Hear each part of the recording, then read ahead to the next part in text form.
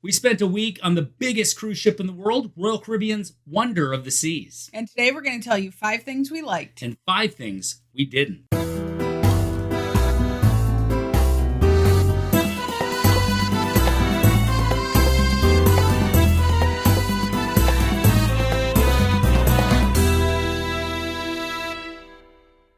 Wonder of the Seas is the 5th Oasis Class cruise ship for Royal Caribbean, and by gross tonnage, she's bigger than her other 4 sisters, officially making her the biggest cruise ship in the world.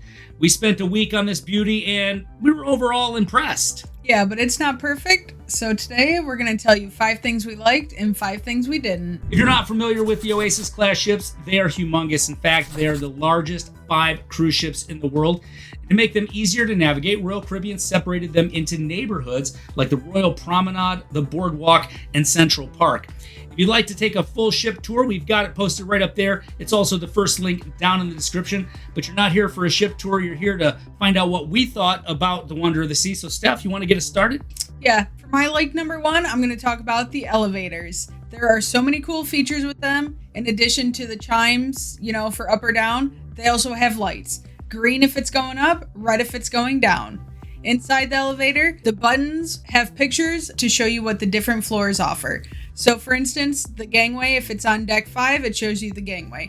The next day, gangway's on deck 3, it shows you that. So you're not in there going, which floor am I getting off on? I thought that was really cool, especially since a lot of ships, including this one, have different gangway floors for different ports. So it's cool that, it took the guesswork right out of it. Oh, there's the picture. It says gangway. Boom. Done. You look for the carousel, you're going to the boardwalk. That's right. In the abyss, you're going up to the sports zone. Yep. So very easy. I also liked that there were plaques in the floor that they could change out, and it would tell you every day what day of the week it was. Yeah, no, I personally don't care what day it is when I'm on vacation, but I know a lot of people, that's just a comfort thing for them. So it is a really cool thing that they do. They change them out, I want to say probably very early in the morning, right? Mm-hmm. I know I didn't catch them doing it, but now you like the elevators. I like all of those things about them too, but for my first dislike, I'm going with the elevators, and not for your reasons, obviously, because there's a lot of cool things going on with these elevators. The problem is there just aren't enough of them. Biggest ship in the world, capable of carrying almost 7,000 passengers at full capacity, and only 24 elevators for the passengers. Now, there are 12 at the forward, and then there's 12 at midship. You notice I didn't say there were any at the aft of the ship because there's not. No, that's where our room was, and it really felt like we were walking for 5 minutes just to get to the elevator bays to head up to a different floor. And that's where the stairs were too. So you can say, hey, just take the stairs. Well, the stairs are at the elevator base. So if you've got mobility issues, that's something that you need to consider when booking this ship or any Oasis class ship, is to try to get near the elevators because there just aren't enough of them. And, this is an interport where we got on in Civitavecchia. It's interport. And what does that mean? It means that Barcelona was the main embarkation point for this cruise that we were on in the Western Mediterranean. So 3 days into our cruise, the bulk of the passengers got off and a whole new batch of passengers came on in Barcelona. And at that time, we were informed by the Royal Caribbean staff that we became the very first ship since the shutdown and the restart to be sailing at full capacity. And for the most part, it was cool. I didn't notice it. But the elevators was one place that we did notice for the remainder of our cruise.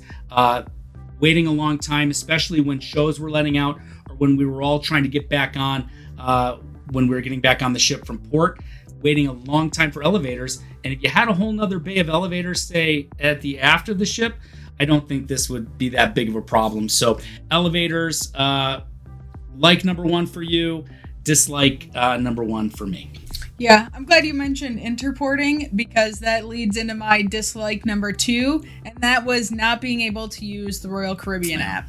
Yeah. So for those familiar, you do everything via the Royal Caribbean app. You book your dining, you book your shows. It has all the open times, it has menus, it has your account balance, so you can see how much this you've been is what I'm spending. Yeah. Well, because we interported, we were not able to use the app. So it was very frustrating. Yes, it was frustrating. Anytime we wanted to book a show, we had to go either call, which couldn't get through, or we had to go to the box office. We wanted to book dining, we had to go to guest services, or we had to try to go to the actual restaurant or the main dining room and have them book it for us. And we've always liked, the Cruise Compass, seeing, it's cool that you have that on paper, but there's so much going on in this ship. It's nice to be able to open the app and just have that, because we all have our phones with us, right? So it's nice to be able to look at that. Now, I will say I was able to fake a booking. I went and chose the Barcelona itinerary that was before us, so I was able to at least see what, the times were. And the menus in the restaurants, because that was another big thing. As if you've sailed since COVID, you'll know that you're scanning those QR codes for the menus, and we couldn't do that. But when you logged into there, so there's a little hack. Thanks to Stephanie for you. Not being able to use the app was a major bummer, and we spoke to a lot of people that got on with us in Civitavecchia, and it was the same thing. And we didn't even find out that we weren't going to have the app until just before the cruise. So I was looking on the app before we left, and I'm like, I see my sailing on here, but I couldn't interact with it. So I actually emailed the developer of the app, and they emailed me back. And that's when I found out, that because we were interporting, that it wasn't available for our sailing. All of the technology going on in this world, and the coders couldn't figure out how to let us have access to the Royal Caribbean app because we were boarding in Rome instead of in Barcelona. Well, there you go. Now, most of you guys, most of our viewers are in the United States. Wonder is coming back over to Florida. I hope you guys get a chance to experience her, but you luckily won't have to deal with that. But that was a major bummer for us in our cruise. But it was good. Like number 2 for me, and I feel like I say this on virtually every cruise we go on, but it's true. The staff were amazing. It's something to be said about just staff cruise wide, cruise staff. It's like they are very happy to help you have a great vacation. And the staff members that really stood out to me on this cruise were the dining staff. So Stephanie and I, we're the type of cruisers that we keep a pretty busy schedule. We like to be doing activities, whether it be trivia or seeing shows or whatever. If it's going on the ship, we're trying to do it. So something that really made me feel good is when we sat down in the restaurants. Most of the servers asked us, hey, are there any dietary restrictions, and do you have anything going on tonight? Sometimes we like to have, a nice slow-paced meal, but other times if we've got somewhere to be, whether it be trivia or a show, we want to get in there, eat, and get out, and they were cognizant of that, and it made me feel really good. Yeah, not only that, but in the Windjammer, the maitre d' would offer to find us a table while we went to the buffet to get us food. I thought that was pretty cool. Yeah, it was great staff. I know I said it before, I'll say it again, but very good. All right, I am not trying to nitpick, but my dislike number 3 were the magnetic doors in the stateroom. So your bathroom door, the shower door, I get it. You want them to be magnetic to keep the water in and whatnot. But oh my goodness, every time I closed one, it sounded like it was slamming. Even when I would try to be really quiet and use 2 hands and gently ease it shut. Nope, it was like, boom. Those are industrial quality magnets. Yeah. It definitely kept the water in, but I did not like, late at night trying to go to the bathroom and ease that door shut. Yeah, exactly, on the bathroom door. I mean, there was a time or two when you were sleeping, I got up and needed to use the restroom, and I actually, took one hand on and tried to ease it shut, and then bam! I feel like they could hear it down the hall. That's how loud it is. So again, I get it. You say you don't want to nitpick, but you do it all the time. But anyway, it's something that stood out, and I don't know if we have any good video of it. But yeah, it's something that stands out in your mind how loud that was. So we've been on a lot of cruise ships, and that's That's the first one that we've really ever noticed. So next, I'm going to kind of roll in my next like and my next dislike because they all evolve around the same thing, and that's soda. So not a big drinker, but I am a big soda drinker, and I don't like to stand in the long lines at the bar. You know, they're making mixed drinks, they're making blended concoctions that are wonderful, but I just want a soda. The bartender doesn't want to be bothered with me, and I don't want to wait in line. So Royal Caribbean has us covered with the freestyle Coke machines, right? And it's great. You get one of these cups if you buy the soda package. There is a chip here in the bottom. You put this on the freestyle Coke machine, just like at some of the restaurants you've seen around. Lots of different flavor choices. You put that down, and then you can dispense your soda.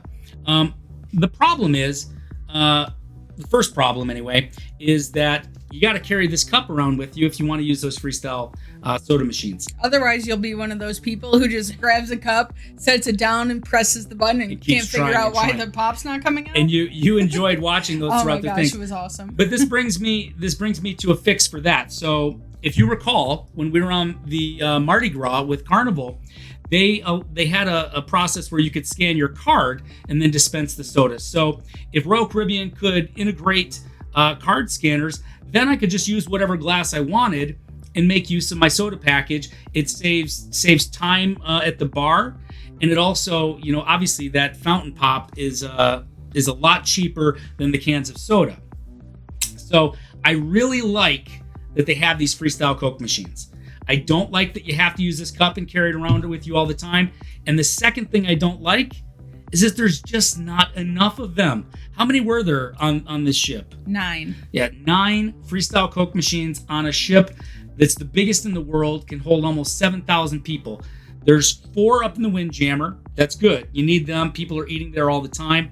2 at El Loco Fresh, right? Yep. That's a good location up on deck 16. It's by the sports zone. A lot of stuff going on up there. 2 in Sorrento's.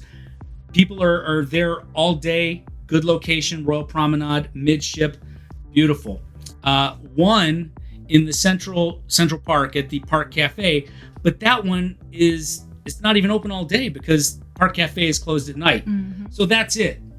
There's not a single freestyle Coke machine in the forward of the ship. So Royal Caribbean, I'm going to help you out. I'm going to tell you a couple of spots where you can add more freestyle Coke machines. Forward of the ship, in the Solarium. Solarium is a great place to be. If you've ever been on one of these Oasis ships, you know what I'm talking about. It's multi-tiered, jacuzzis, lots of cool topiary and seating arrangements.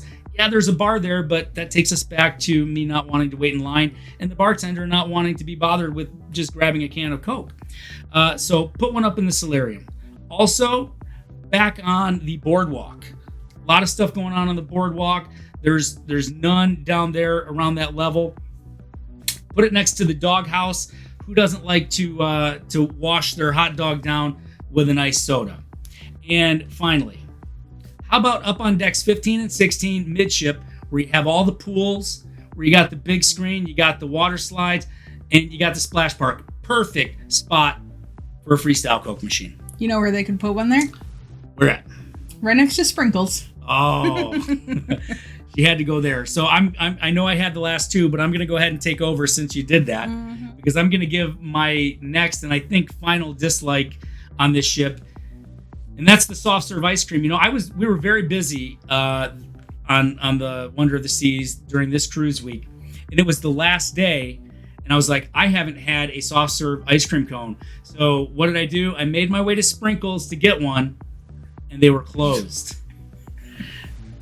You remember, this was not a good day for me. It was they're only open from 11 to 7, and especially on this itinerary we were on, the port days are long. I mean, so Sprinkles, when we were on the ship, Sprinkles was barely ever open. I didn't notice it until the last day.